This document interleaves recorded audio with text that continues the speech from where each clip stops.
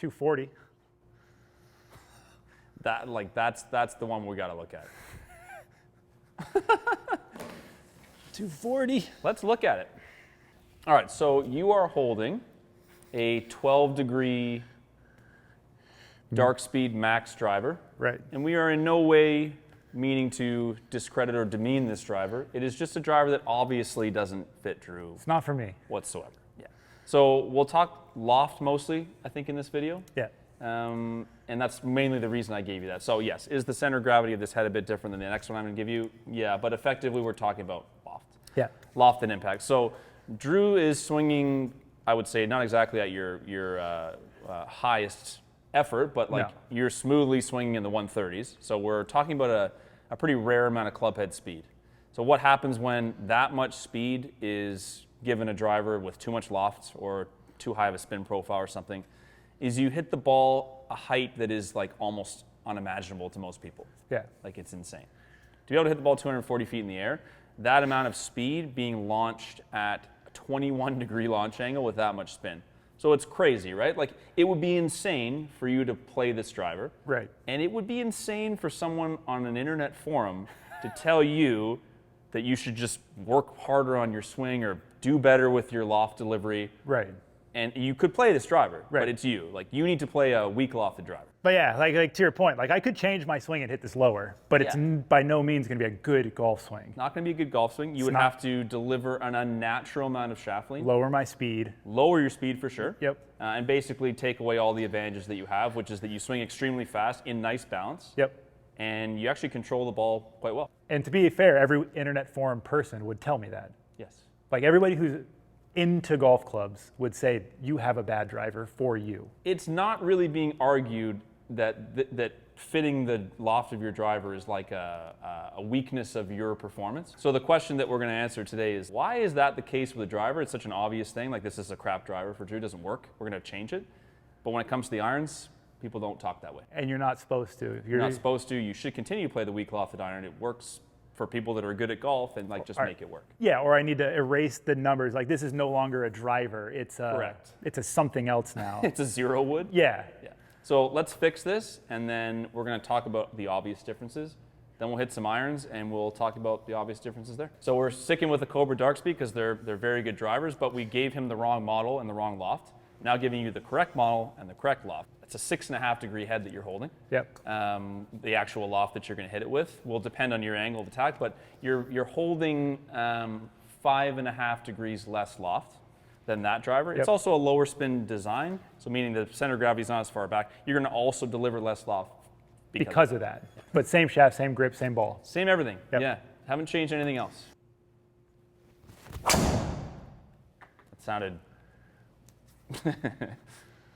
Now we're talking. You didn't really swing that much faster, but your ball speed is like, it's starting to get where it should be.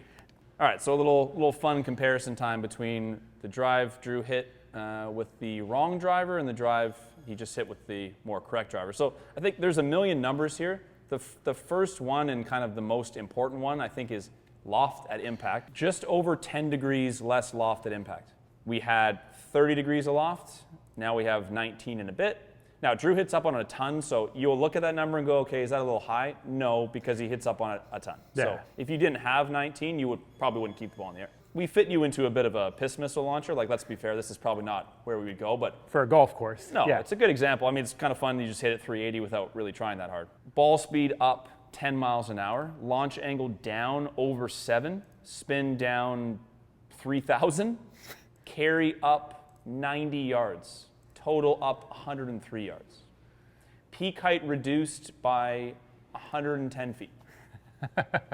So it's just like people are going to watch this first and go, oh, you guys are just goofing around. It's like, no, but to be fair, this is a laughable situation. Yeah. In which to tell Drew to make the other driver work I'd just be an ass for saying that. Yeah. And no one with any sort of knowledge of what's going on, especially with someone who actually swings really well, it's like, you're not that guy that needs to be told that. Are there situations where a player is a little bit delusional about equipment and what it's capable of? 100%. I'm not saying that's not the case. Yeah. But honestly, there's a lot of times when people are just pursuing a certain type of equipment because they're basically going, no, I want to be traditionalist. I don't want to be the guy that uses equipment to like mask my swing. Right. I don't want to be that guy. Right. But it's like, it does go too far at a certain point. Yeah. So obviously, it's a fun example. This is a bit silly just to show you how ridiculous it would be.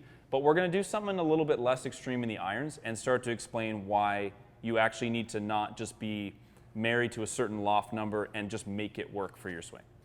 So Drew is holding an iron that, despite kind of looking like the way his irons have been built, we got a Jumbo Max grip on there. We got an LA Golf shaft. It's not the exact same one, but it's close. Close, yeah. We tried. What ultimately he's really holding is too much loft. So it's a really traditionally lofted T100 iron. For someone that delivers a ton of shaft lean and isn't super excessive in clubhead speed, this could produce a really nice flight. For Drew, what you're likely going to see is an excess of height. Too much lift, too much spin, and a peak height that's unmanageable in anything but, I guess, a vacuum where there's no wind. So make your stock 7-iron swing. We know this is like a 205 standard carry for you, minimum. Just give me one and see what happens.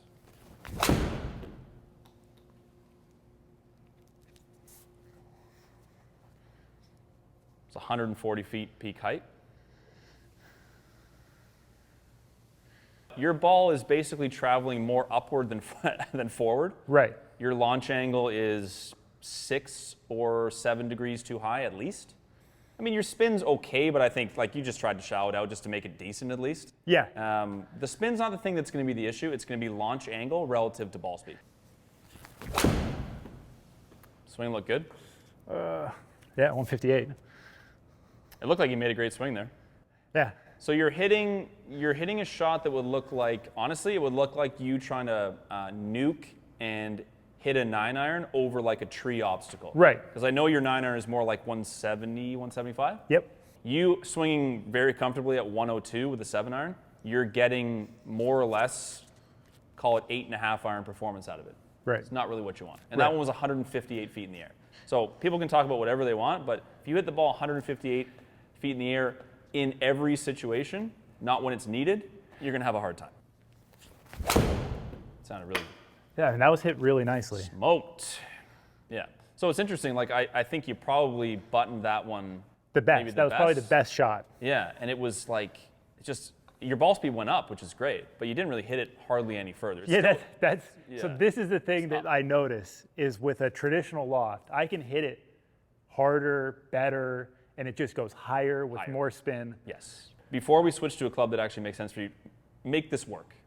Just like do what you would need to do to Yeah. play these clubs. Okay, interesting. And like that's what I would do. Let's try to keep, because you need the peak height. That's it. Just keep it down. So is it safe to say that like there's a lot of things we could talk about? You can't make a full swing. No, Okay, never, okay. never. And that's what kind I of so what I like. was seeing. I wasn't entirely sure what you were going to do. That's just why I asked you. Yeah. But let's just, like, to be totally fair on the golf course, the main thing is just you just can't make a full swing. Even on tour, you would be 2 clubs longer than everybody else, even on tour. Right. At least, right? So for you to not use your biggest advantage, I mean, at all, Yeah. and just have to go chipping the ball around at what's a little bit more of like average tour length, Yeah. makes no sense. Your irons are a little different. Now, most of this isn't that different. I think people need to understand that. It's I a- don't have the exact same shaft, but yours is a little stiffer. Yep. It's not going to reduce his dynamic loft by any more than maybe half a degree. Yeah. Because this is already a stiff LA shaft. The main thing we're talking about is 4 degrees of actual loft. Head itself is 4 degrees less loft. You can now make a normal swing with this. It's the same length as well. Yep. And your dynamic loft is not going to be out of control. So the green is at 205, 210 flag. Just make your normal swing. So when you hit one lower with this, you can actually still swing. Exactly. Yeah. Carried at the same distance. Before, when you hit it lower, you had to hit 25 yards shorter. Yeah. And you The had to swing swing speed's 10 9 miles an miles. hour Yeah. slower. Yeah. So now you're down to like a 110 peak. We'll go back to this one here. So 158 foot ball, 177 carry, 158 feet, 102 club head speed, right?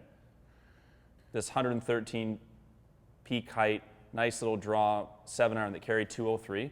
You also hit down on it more with the proper iron. You notice that? No. So you were like almost zeroed out with the other one because you were just trying to take spin off of it. Yeah, I'm just trying So to. your brain, because you're good at golf, you're just like, no, I can't do this. You Yeah. probably could have hit this even worse. Right. Because you thought, no, I can't hit 4 degrees down on a 34-degree iron. It's going to just go like this. Right.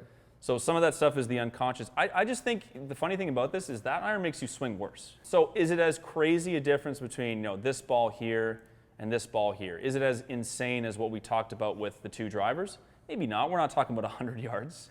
But we are talking about 23 yards of carry. For vanity's sake, could you try to make that iron work? And I play a 34-degree iron, look at Yeah, me. I definitely can, yeah. I guess you could. Yeah. But I mean, I can tell you, as you know, having played with me yesterday, I hit the ball too high. Right. So I've been testing those new Cobra printed irons. They're a much stronger lofted. I think it's quite good for me. And I think like the point is, like, I'm not playing this club so I can tell people my 7-iron goes X distance. No, because I saw you earlier hit one 230. It's not really about that. It doesn't matter. No. And then on the flip side of this, in total fairness, I do get lots of people in here who actually they do need more loft.